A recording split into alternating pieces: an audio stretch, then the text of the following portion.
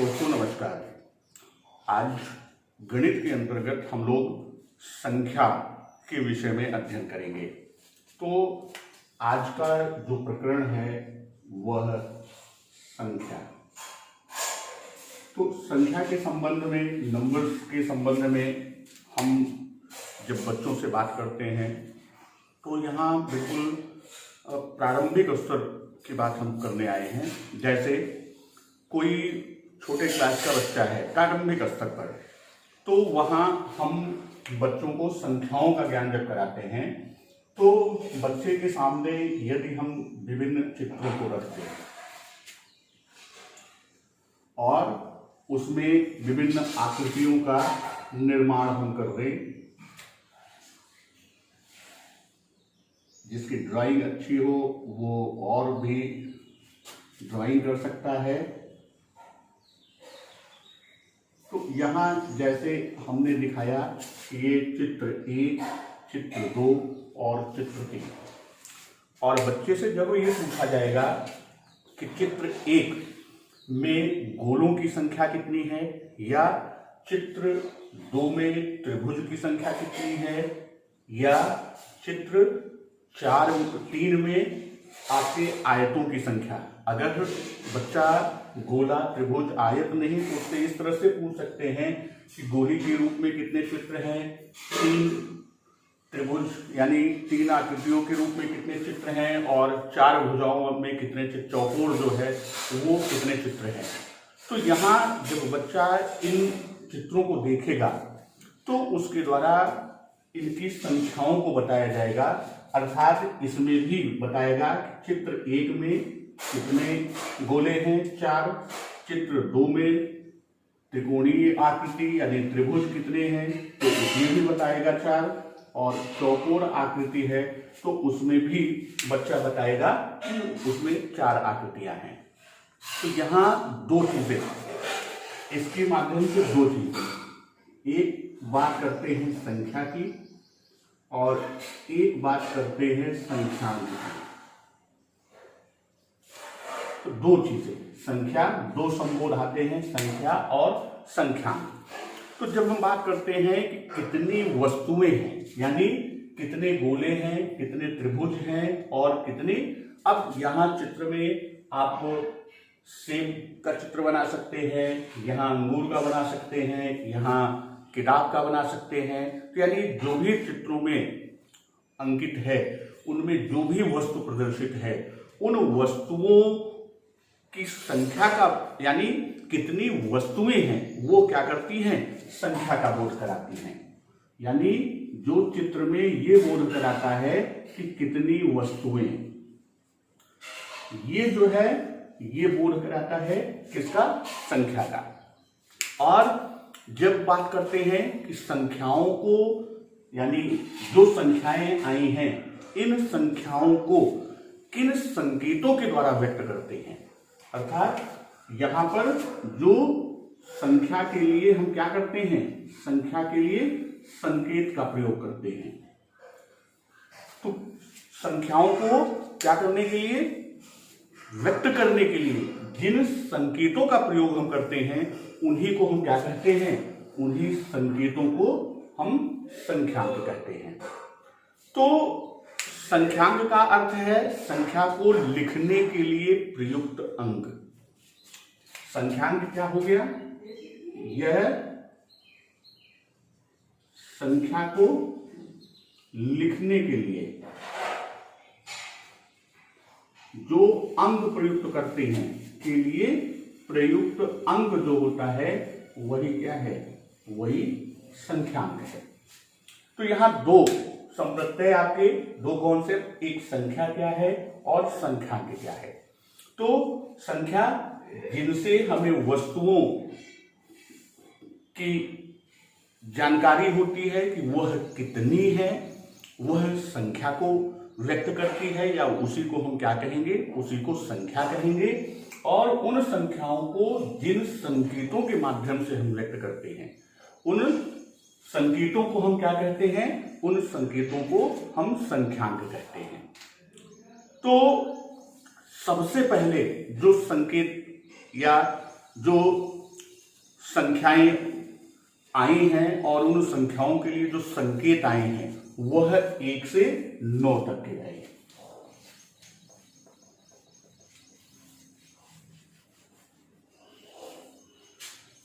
यदि हम बात करें कि सबसे पहले जो विभिन्न सभ्यताओं में, विभिन्न संस्कृतियों में 1 से 9 तक की संख्याओं के लिए संकेत विकसित किए गए, तो सबसे पहले हम अपने यहां की बात करते हैं, जैसे देवनागरी।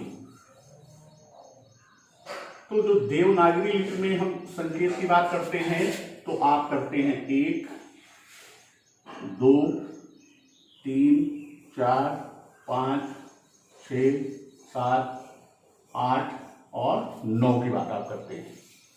यही जब आप अंतरराष्ट्रीय संकेत की बात करते हैं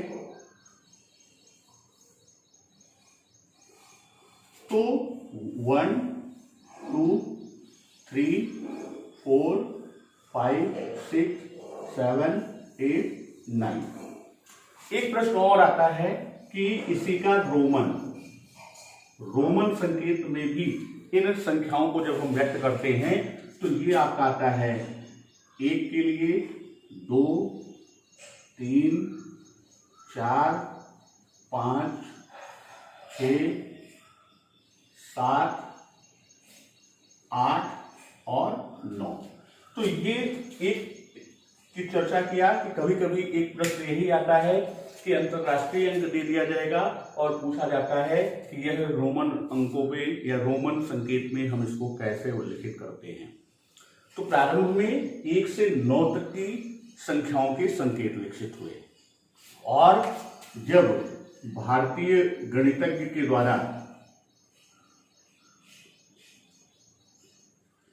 शून्य की संकेत को विकसित किया गया, यानी हम ये कह सकते हैं कि जब शून्य का उल्लेख हुआ तब जाके हम विभिन्न संख्याओं की बात आगे करते हैं।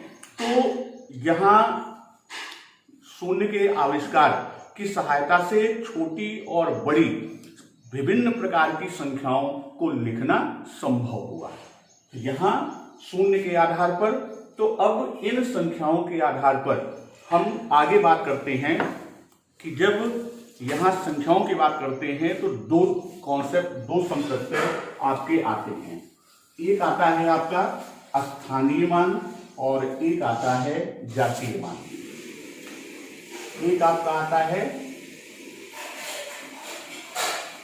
स्थानीय मान और दूसरा आता है जातीय मान। तो स्थानीय मान और जातीय मान, स्थान नाम से ही क्लियर है कि किसी संख्या में प्रत्येक स्थान के संगत अंक या मान अलग अलग होते हैं। जैसे हम अभी एक अंक की संख्याओं की बात किए, जब हम विभिन्न अंकों की संख्याएं, एक से अधिक अंकों की बात करेंगे तो वहां प्रत्येक स्थान के संगत जो अंक होगा उसका मान क्या होगा, अलग अलग होगा, उसका मान भिन्न भिन्न होगा और इसी को हम क्या कहते हैं, स्थानीय मान कहते हैं। जैसे अगर हम बात करें कि जब हम इकाई, दहाई, सैकड़ा, हजार, इसी तरह आगे बढ़ते हैं, 10,000, लाख, 10 लाख, आगे संख्याएं हमारी बढ़ती जाती हैं। तो जब हम स्थानीय मान की बात करते हैं तो जो इकाई के स्थान पर अंक होगा, तो इकाई अंक का जो स्थानीय मान होगा, इकाई अंक का स्थानीय मान जो होगा वह क्या होगा, वह इकाई का अंक और इकाई का मान जो मान होता है 1, अर्थात इकाई का अंक गुणे 1। इसी तरह जब हम बात करते हैं दहाई के स्थान पर जो अंक है, दहाई अंक का स्थानीय मान, तो वहां क्या हो जाएगा, जो दहाई का अंक होगा, दहाई का अंक गुणे 10। उसी तरह सैकड़े के स्थान पर बात करेंगे, सॉरी, सैकड़ा अंक का स्थानीय मान जो होगा वह क्या होगा, सैकड़ा का अंक गुणे 100। इसी तरह 1000, 10,000, लाख, 10 लाख हम नीचे की ओर बढ़ते चले जाएंगे और जो स्थान पर मान होगा उसी में इकाई के स्थान पर है तो उस अंक में 1 से गुणा करेंगे, दहाई के स्थान पर है वह अंक तो उस अंक में 10 से गुणा करेंगे और 1000 सैकड़े पर है तो उसमें हम 100 से गुणा करेंगे, 1000 के स्थान पर है तो उस अंक में 1000 से गुणा करेंगे तो उस अंक का उस स्थान पर क्या मान है वह हमको ज्ञात हो जाएगा। अर्थात जो जिस स्थान पर अंक है उस स्थान पर उस अंक का क्या मान है वही हमारा क्या होता है, स्थानीय मान होता है। जैसे अगर हम कोई संख्या लेते हैं, मान लीजिए 7321, ये हमने 7321 एक संख्या रखी। अब यहां पर प्रत्येक अंक जैसे इकाई के स्थान पर है तो इसका मान क्या हो जाएगा, 1 गुणे 1 बराबर 1। दहाई के स्थान पर है तो ये 2, जैसे दहाई का अंक 2 गुणे 10 बराबर क्या हो गया, 20। उसी तरह सैकड़े के स्थान पर है तो सैकड़े का अंक है 3 और इसमें गुणा करेंगे कितने से, 100, तो ये हो जाएगा 300। फिर ये 1000 के स्थान पर है तो 1000 के स्थान पर अंक कौन सा है, 7 गुणे 1000 बराबर 7000। यदि आप देखेंगे इन मानों को आप जोड़ लीजिए, जैसे ये आपका 1 है, ये आपका 20 है, ये आपका 300 है और ये आपका 7000। इनका अगर आप योग प्रत्येक का अलग अलग मान को हम एक साथ जोड़ दें तो ये आपका आ जाएगा 1, 2, 3 और 7, यानी पुनः हमें वही मान प्राप्त हो गया 7321। तो ये तो आपके स्थानीय मान की बात हुई। और जब जातीय मान की बात करते हैं तो किसी दी गई संख्या में क्या होता है, किसी अंक का जातीय मान उसका अपना मान होता है। अर्थात जैसे यहीं पे हम उदाहरण लें, ये आपका जो 7 है तो 7 का मान क्या है, उसका स्वयं का मान 7, तो 7 का जातीय मान 7 है। 3 का जातीय मान उसका स्वयं का मान अर्थात 3, तो 3 का जातीय मान ये आपका क्या है, ये आपके जातीय मान की बात करता है। तो जातीय मान 7 है, 3 है, इसका 2 है और इसका क्या है, 1। तो कभी कभी इस पर इस तरह के स्थानीय मान और जातीय मान पर इस प्रकार के प्रश्न आते हैं कि मान लीजिए ये संख्या दे दी गई 7321, जो ये संख्या दी गई है, इसमें ये पूछता है कि 3 के स्थानीय और जातीय मान का अंतर कितना होगा। 7 के स्थानीय, 3 के स्थानीय और जातीय मान, जैसे इस प्रश्न में संख्या में पूछ लिया कि 3 का जो स्थानीय मान है और जातीय मान है उसमें अंतर कितना होगा।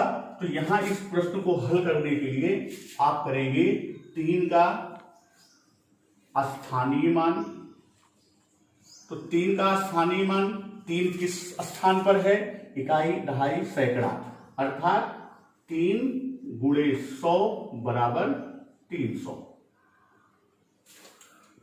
और 3 का जातीय मान, 3 का जातीय मान, तो 3 का जातीय मान उसका स्वयं का मान होता है 3, जो स्वयं में मान रखता है अर्थात उसका मान 3 ही रहेगा। और इसमें आप माइनस यानी उसका अंतर पूछा है, अंतर का मतलब उसे घटाना है, तो यहां 0 में से 3 जाएगा नहीं, तो इधर से हम लेंगे तो ये 10 होगा, 10 में से 3 गए 7 और यहां बचा 9, यहां 3 से 1 जा चुका है इसलिए 2, तो आपका उत्तर आएगा 297। तो इस तरह स्थानीय मान और जातीय मान पे आपके प्रश्न बनते हैं कि कोई संख्या दी जाएगी और उसके किसी एक स्थान विशेष पर जो अंक होगा उससे प्रश्न पूछेगा कि इसके स्थानीय मान और जातीय मान इनके मध्य अंतर कितना है। तो एक संकल्पना आपकी स्थानीय मान और जातीय मान की हुई। तो अब इस तरह हम बात करते हैं कि स्थानीय मान के आधार पर हम संख्याओं का निर्माण कैसे करें। स्थानीय मान के आधार पर संख्याओं का निर्माण कैसे करें।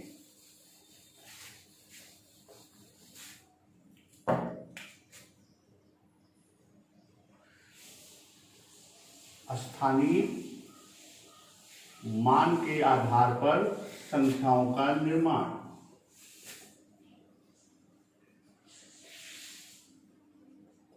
संख्या निर्माण कैसे किया जाए। स्थानीय मान के आधार पर संख्या का निर्माण। तो इसमें एक बच्चे के साथ एक छोटी सी गतिविधि कर सकते हैं। मान लीजिए आप 3 अंक का कोई संख्या का निर्माण बच्चों को सिखाना चाह रहे हैं, 3 अंकों की।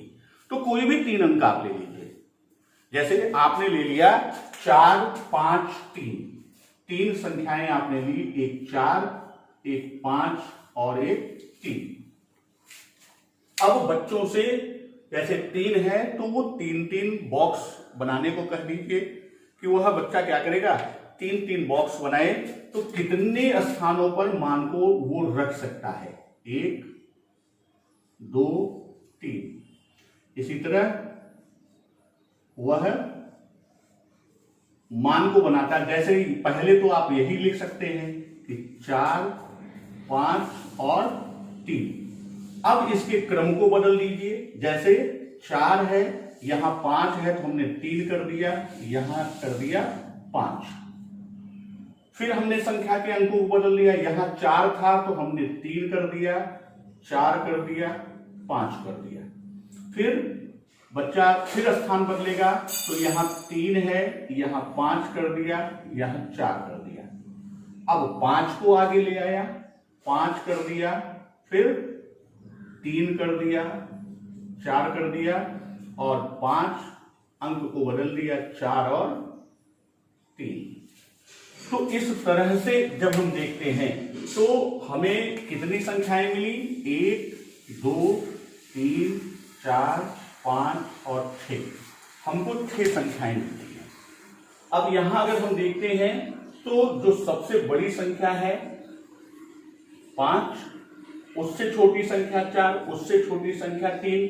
तो यह जो निकल के आ रही है 5, 4, 3, यह 3 अंकों जो दिया हुआ है उससे बनी हुई सबसे बड़ी संख्या बनती है। यह आपका 543 संख्या जो बन रही है, यह आपकी सबसे बड़ी संख्या बन रही है। वहीं 345 की जब हम बात करते हैं, 3, 4 और यानी सबसे छोटी संख्या को बढ़ते हुए क्रम में जो लिखा गया, तो यह क्या कर रही है, यह सबसे छोटी संख्या को प्रदर्शित कर रही है।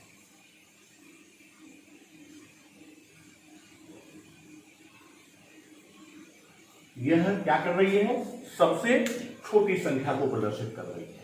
अगर इस गतिविधि, इस खेल के आधार पर हम बात करें तो यहां क्या निकल के आया, सबसे छोटी संख्या जो भी अंक दिए हुए हैं, 2 अंक दिया है, 3 दिया है, 4 दिया है, या और बड़ी संख्या बनाने के लिए और संख्याओं में अंकों को दिया है।